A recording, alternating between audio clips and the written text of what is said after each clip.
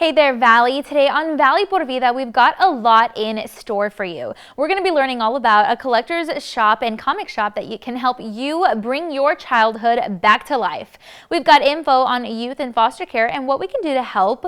Plus, past trauma can really affect our mental health, but there are ways to overcome it and have a bright future. Now, we're going to be breaking all those details down, plus more. Valley por Vida starts right now.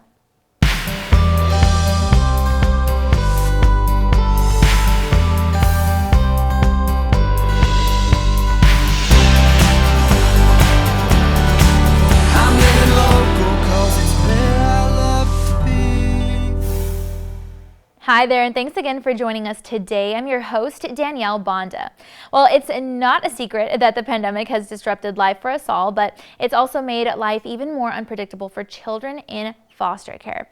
Each year, thousands of kids age out of foster care with no permanent family or safety net. And now this journey post-COVID is even more difficult. We went ahead and spoke with someone who has some helpful information when it comes to what we can do as a local community and what we need to know. So go ahead and take a look.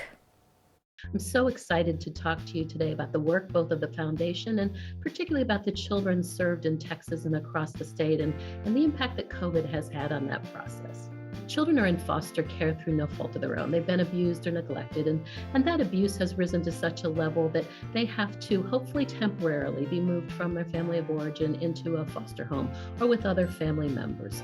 And during that time, of course, it's a tough transition for children. And in Texas, for example, there are about 47,000 children who are in this alternate state. They're not in their family of origin. They're in some sort of family foster care, hopefully situation, or group home situation. And of those children, there are about 6,000 children waiting to be adopted.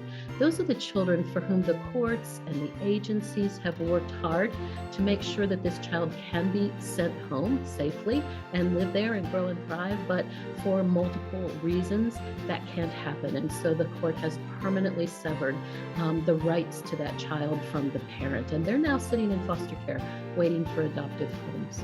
What we know is that about 1,200 children last year turned 18 and left foster care in Texas without a permanent family. And so we work hard through the Dave Thomas Foundation for Adoption to put programs in place that move those children into families.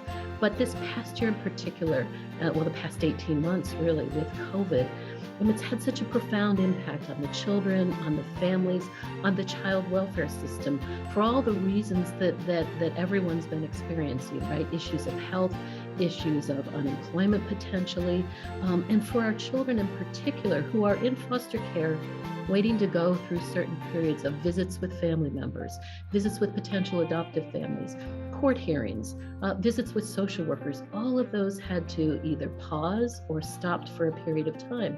And so children who are already having experienced trauma in a system from abuse and neglect, from a move from their home into perhaps a stranger's home, now are having feelings of anxiety or stress because they don't know what's going to happen next. We've had foster families that have had to stop fostering, again, because of issues of health or unemployment, or it just wasn't the right time during COVID to think about trying to take care of other children in addition perhaps to their own family. And then systems that just closed down, court systems that had to close down. So it's had a profound effect on our children. And I think it's important to understand what's happening to these children and to these systems. It is still a good time if people are interested in becoming a foster or a potential adoptive parent from foster care to sign up to connect their local adoption agency and talk about what's the process to get certified to become a foster parent or an adoptive parent. And it involves classes and training and background checks and the kind of things to make sure that this is a safe family. But sometimes that's a big commitment and people want to help, but they don't want to take that step. And so absolutely stepping back and again, contacting the local agency and saying, are there volunteer opportunities? Could I mentor perhaps a teenager in the system? Could I help provide during holiday time? There are always holiday gift drives for these children and families, or back to school time backpack drives, or other ways to volunteer with the agency. But even back that up a little bit. If time is a premium for so many people and there's not time to volunteer or foster, Absolutely advocating, understanding what are the issues, why are children in care, what are the policies that might be barriers to helping families and children move through the system.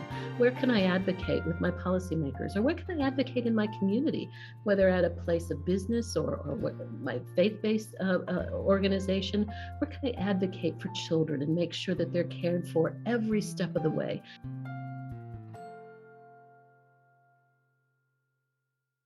Their team says that before the pandemic hit, 1 in 5 youth experienced homelessness and only half were employed at the age of 24. Now with various post-COVID challenges that the world is facing, these children need love and support. Again, through Wendy's Wonderful Kids, the foundation funds adoption professionals and recruiters who are dedicated to finding families for the hardest to place teens, children with special needs, and siblings. You can feel free to visit thedavethomasfoundation.org if you'd like more information. All right, well, it's an amazing feeling to relive your childhood, but it's not so often that we can actually do that. So when our team learned about one shop in downtown Brownsville that's got almost every toy, collector's item, antique, and more that you could possibly think of, we had to drop by for an inside look. Go ahead and check it out. Hello, my name is Sergio Tamez. I'm the owner here at Aisle 9 Collectibles. You know, we're a blast from the past, from a Hot Wheel Red Lines from the 60s to Rainbow Bright from the 80s. We kind of, even the game, Nintendo gaming, we tried to go ahead and get you back to your roots. That little Nintendo you had in the closet, you know, lo and behold, you can probably purchase it here. Super Nintendos, GameCubes, Xbox 360s, Super Nintendos. We try to have it all. We try to carry the hard to find titles. We buy lots, we buy also people's collectible estates. So if you have anything that you want to sell to us, please give us a call, 956-371-6280 at your convenience, and we can go from there. You're gonna go ahead and when you come in here, you're gonna come into a different world. You're gonna forget about your problems out there. You're just gonna get lost in my store. And I like to see people buying back their memories or something of a memento that brings back a certain fond memory of their childhood. That's what we're here for. We like to go ahead and express that detail of memories to you. Basically, the parents will come in with their child and explain, look, I had this as a kid. I had He-Man, I had Thundercats, we had Silverhawks, and look, mijo, you know, they want to buy back their parents' memories of they want to buy back their kids, for their kids' collectible, they want to buy back what their parents had. So then they, you know, it's a rare figure from the 80s with the weapons. It's gonna be pricey. Oh no, mijo, let's go to somewhere else. Let's go get the little GI Joes from the 2000s. You know, so it's kind of cute. I kind of, you know, educate them with what they want to buy, invest in. I always tell them, if you love it, buy it. You know, they ask me, well, if it's gonna be a good investment in the future, well, that's your call. You know, we try to sell sealed items. If it's open, we try to have it complete and not broken, so you can enjoy it longer. So it's pretty fun what I do, because also when people come in to sell me things, it's amazing what comes to the door. I'm like overwhelmed, you know, about what they bring in here. And, you know, and we give fair prices because they know we got to stay in business, so we can't pay top retail. So we always get store credit, half cash, half credit. So it's fun to help them out and educate them what they do have.